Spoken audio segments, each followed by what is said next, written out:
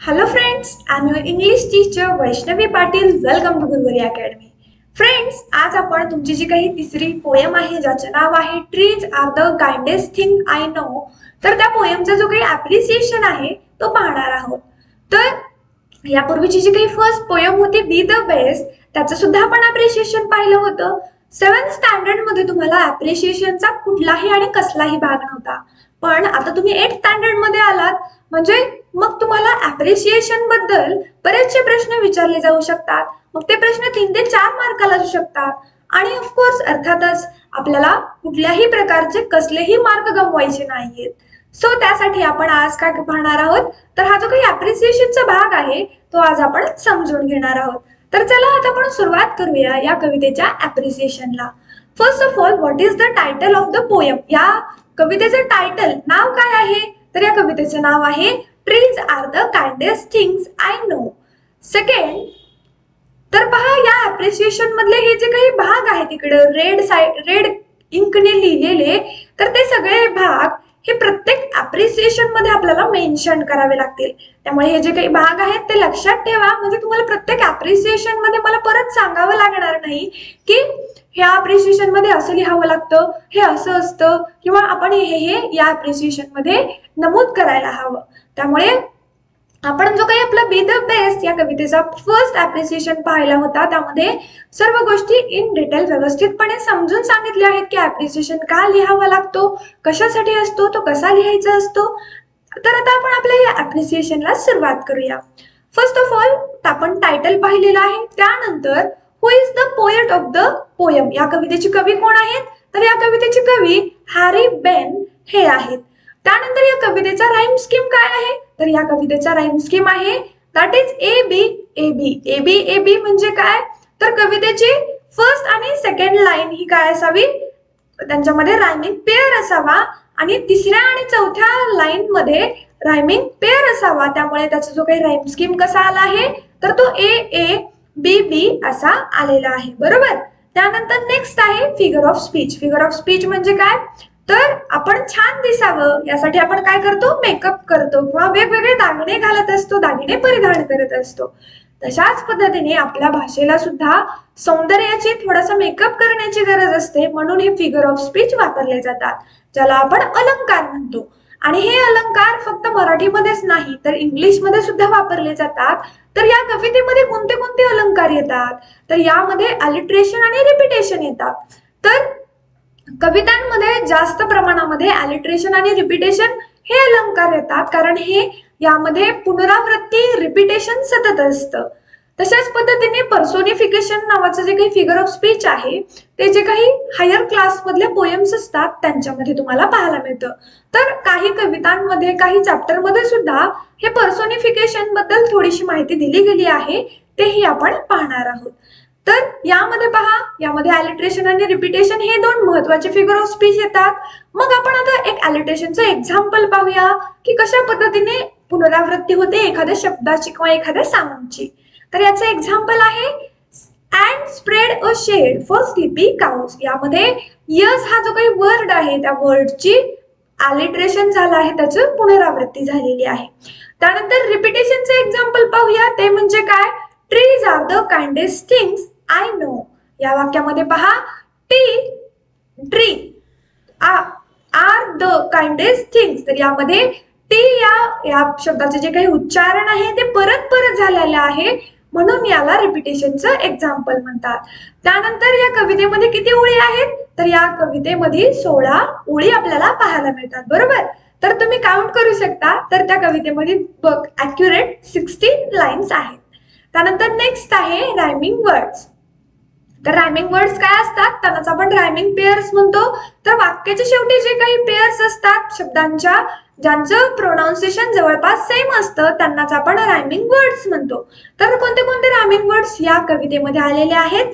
तर ते आहेत नो ग्रो, मग येतात काऊ बाऊ, मग आहे बिगन सन, त्यानंतर फोर्थ पेअर आहे दॅट इज नाईट राईट, मग फिफ्थ पेअर येते that is sky lullaby, and last pair that is ago and ago know.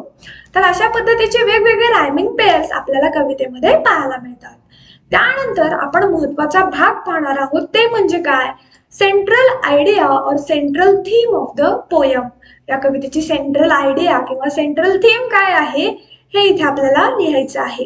तर पहा, मला या कवितेची जी काही थीम समजली ती मी इथे मांडलेली आहे. तुम्हाला या कवितेची थीम, त्याचा जो काही गाभा आहे तो काय वाटतो, त्याच्याबद्दल तुमचे काय विचार आहेत ते तुम्ही मांडण्याचा प्रयत्न करा.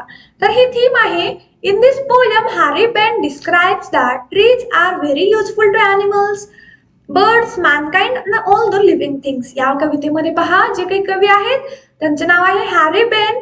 तर यांनी वर्णन करण्याचा प्रयत्न केला आहे की कशा पद्धतीने वनस्पती, वृक्ष सर्व प्राणी मात्रांना उपयोगी पडत असतात.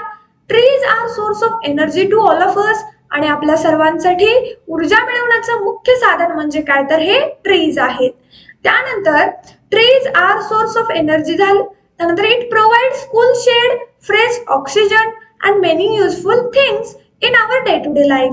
एवढेच नाही तर हे जे काही वनस्पती आहेत ते काय करतात, आपल्याला सावली देतात, फळे देतात, फुले देतात, बऱ्याचशा गोष्टी देतात. आणि महत्वाची गोष्ट म्हणजे आपला जो काही प्राणवायू आहे त्याला आपण काय म्हणतो, त्याला आपण ऑक्सिजन म्हणतो, ते सुद्धा देण्याचं काम हे ट्रीज करत असतात.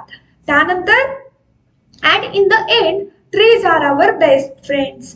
आणि शेवटी पहा, हे जे काही वृक्ष आहेत, ही जी काही वनस्पती आहेत ते आपले काय असतात, आपले बेस्ट फ्रेंड्स असतात. त्यामुळे या ट्रीज बद्दलची जी काही माहिती, त्याची जी काही थीम आहे या कवितेमध्ये मांडलेली, कवी हॅरी पेन यांनी खूप छान कवितेचा गाभा मांडला आहे किंवा या कवितेमागचा खूप छान असा उद्देश त्यांचा आहे जो की आपण समजून घेतलेला आहे. त्यानंतर आहे फेवरेट लाईन्स. तर तुम्हाला या कवितेतल्या कोणती लाईन सगळ्यात जास्त आवडली, कोणती ओळ सगळ्यात जास्त आवडली? तर मला trees are the kindest things I know ही ओळ सर्वात जास्त आवडली. तुम्हाला जी कोणती ओळ आवडली असेल ती ओळ तुम्ही इथे लिहू शकता. तर मला ही ओळ आवडली कारण आपण बऱ्याच वेळेला पाहतो की वृक्ष आपल्याला बऱ्याचशा गोष्टी देतात, त्या आपल्या बाबतीमध्ये फार दयाळू असतात, पण आपण आपले दयाळूपणा कधीही कोणावरही दाखवत नाही. मग ते छोटंसं कुत्र्याचं पप्पी असेल किंवा मग एखादं वासरू असेल, जर एखादी गाय आपल्या दारासमोर आली तर आपण तिला हकलून देतो. तर आपला जो काही दयाळूपणा आहे आपण कधीही दाखवत नाही, पण या ओळीतून मात्र स्पष्टपणे जाणवतं, समजतं की कशा पद्धतीने ट्रीज हे दयाळू आहेत आणि खरंच ते दयाळू असतात. त्यानंतर नेक्स्ट आहे व्हाय आय लाईक और डिसलाईक पोयम. मला ही कविता का आवडते किंवा का आवडत नाही. तर इथे प्रत्येकाचा चॉईस वेगवेगळा असू शकतो. मला ही कविता आवडते त्यामुळे मी इथे लिहित आहे की मला ही कविता का आवडते. तर मला ही कविता आवडते कारण यामध्ये कवीने अगदी साध्या आणि सोप्या शब्दामध्ये आपली कृतज्ञता व्यक्त केली आहे वृक्षांच्या प्रती. तर जे काही वृक्ष आहेत, झाडे आहेत, त्यांच्या प्रती कवीने खूप छान पद्धतीने अगदी सोप्या आणि सरळ भाषेमध्ये आपली कृतज्ञता व्यक्त केली आहे. त्याचा जो काही राईम स्कीम आहे तो व्यवस्थित आहे, त्यामुळेच ही कविता अगदी सोपी आणि सरळ बनलेली आहे. त्यामुळेच मला ही कविता फार आवडते. तर तुम्हाला ही कविता आवडते की नाही हे नक्की मला कमेंट करून कळवा. तर इथे आपला जो काही अप्रिसिएशनचा आजचा लेक्चर होता तो संपतो. तशाच पद्धतीने जर तुम्हाला या कवितेचा जे काही लँग्वेज स्टडीचा भाग असेल, त्याचं वर्कशॉप असेल, चिटचॅट असेल, मार्जिन क्वेश्चन्स असतील, ते सर्व पाहण्यासाठी तुम्हाला आमच्या चॅनलच्या प्लेलिस्ट मध्ये जावे लागेल.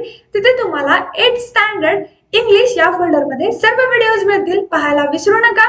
आणि तशाच पद्धतीने जर तुम्हाला या कवितेबाबत काही अडचणी असतील तर त्यासाठी तुम्हाला जर आम्हाला पर्सनली क्वेश्चन विचारायचे असतील तर त्यासाठी तुम्ही आमचे वेगवेगळे सोशल मीडिया अकाउंट्स जॉईन करू शकता. त्याच्या सर्व लिंक्स तुम्हाला या व्हिडिओच्या डिस्क्रिप्शन बॉक्समध्ये मिळतील. तर भेटूया लवकरच पुढच्या सेशनमध्ये. तोपर्यंत व्यवस्थितपणे अभ्यास करा. काळजी घ्या. Bye bye.